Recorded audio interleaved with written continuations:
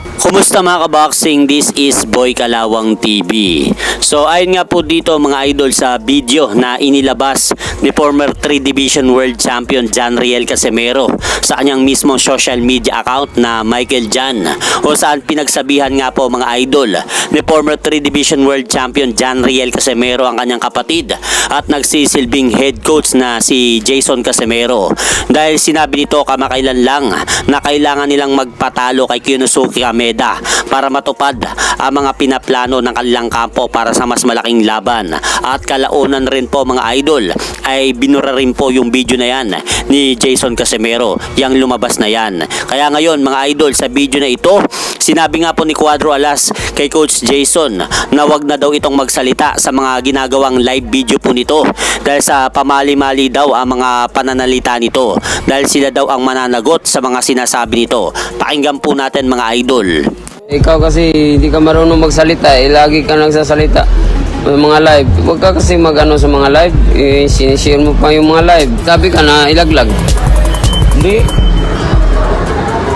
Ano ba sinabi mo? Wala akong masabing nilagay. Sabi mo daw, magpatalo daw. Tubig.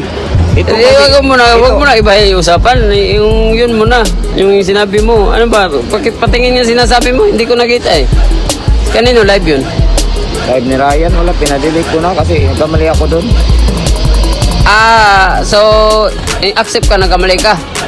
Oh, nagkamali lang talaga. Alam naman nila yung Tagalog ko, hindi dito. Nagkamali ka o nagkamali lang ng salita? Kamali Interpret. nga ako ng salita. Ayun lang. Kaya patay tayo dyan. Pero hindi yun yung Patay ka ibig dyan. kong sabihin. Ang sinasabi ko doon, ang ibig kong sabihin, siguro ngayon natalo tayo, baka may malaking plano si Lord, kung ano man yung plano niya, malaman din ninyo. Ayusin mo. Kasi yung Padre, putol-putol ka eh. yun nga yung sinasabi ko, Diretsuhin mo.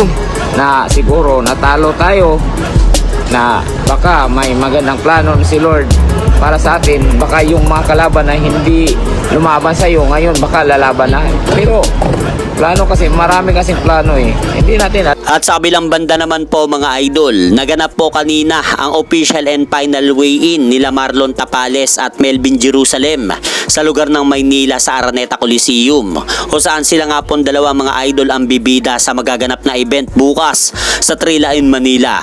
At unahin na po muna natin itong magiging co-main event na laban ni WBC World Minimum Weight Champion Melvin Jerusalem, dahil kanina nga po mga idol naganap po ang official and final weigh-in ni Marlon Tapales at tumimba nga po ito sa timbangan kanina ng 125.1 pounds, habang ang makakalaban naman po nito na boksingero na Venezuelan boxer na si Fernando Toro ay tumimbang din po ng kapares na timbang ni Marlon Tapales kanina ng 125.1 pounds. Samantalang sa naganap naman po na official and final weigh-in mga idol ng magiging main attraction na laban, tumimba nga po si WBC World Minimum Weight Champion Melvin Jerusalem sa timbangan ng 104.8 pounds, habang ang makakalaban naman po nito para bukas na South African boxer na si Sia Kolwakuse ay tumimbang din po ng kaparehas na timbang ng ating kababayan na si Melvin Jerusalem na 104.8 pounds. Kaya abangan na lang po natin bukas ang magaganap na laban ng ating mga Pinoy na boksingero na mapapalaban sa gaganapin na Trilain, Manila